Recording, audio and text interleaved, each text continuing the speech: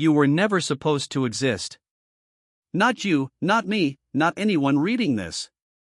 In fact, if time had played out just slightly differently, if a few storms had raged harder, if a few winters had lasted longer, or if a single fragile family had not endured the silence of extinction, there would be no human story at all. Nearly 1,000,000 years ago, the Earth was not the vibrant, noisy world you know today. It was quiet, frozen, desperate. And in that icy silence, on a planet ruled by extinction, our species teetered on the edge of vanishing forever. Long before modern humans walked the earth, before fire lit the night, before language carried ideas across generations, there existed a distant ancestor, clinging to life in a hostile world. They were not Homo sapiens yet, but something more primitive, our ancient forebears who survived not by strength or intelligence, but by sheer luck and stubborn endurance.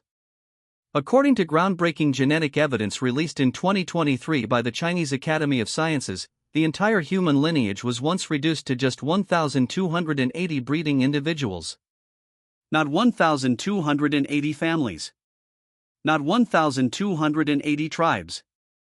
1,280 fragile bodies spanning generations, fighting extinction over a harrowing 117,000 years. And the world around them had turned against them. The Earth, during this period known as the mid-Pleistocene transition, was undergoing dramatic climate shifts. Rain patterns collapsed. Vegetation died. The sky remained bleak, the nights longer, the air dry and brittle.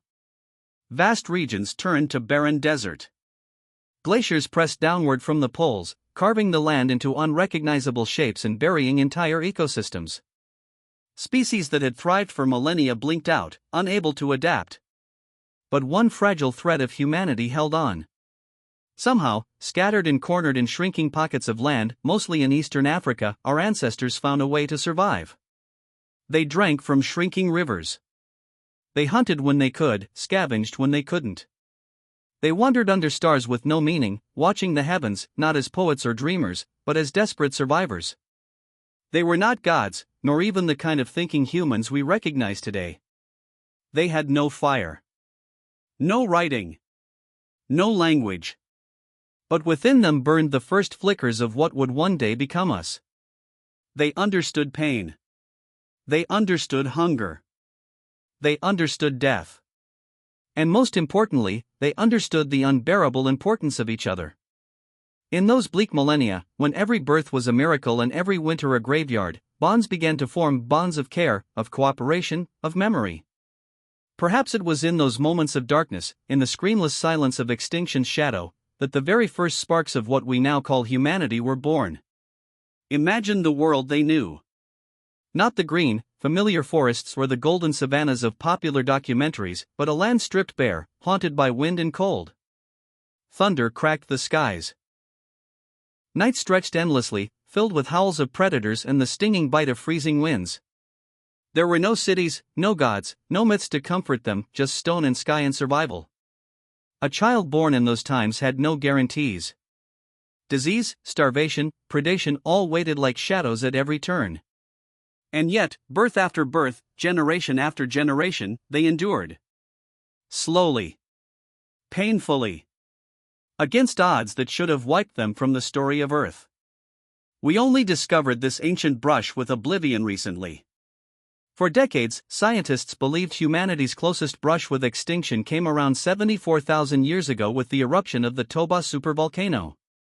That cataclysmic event did devastate the planet, but the real existential crisis for our species came far earlier. Using cutting-edge genome sequencing, scientists pieced together clues hidden within the DNA of thousands of people across the globe. And what they found was astonishing: a genetic bottleneck, a severe reduction in diversity, pointing to a time when humanity almost blinked out. The implications were staggering.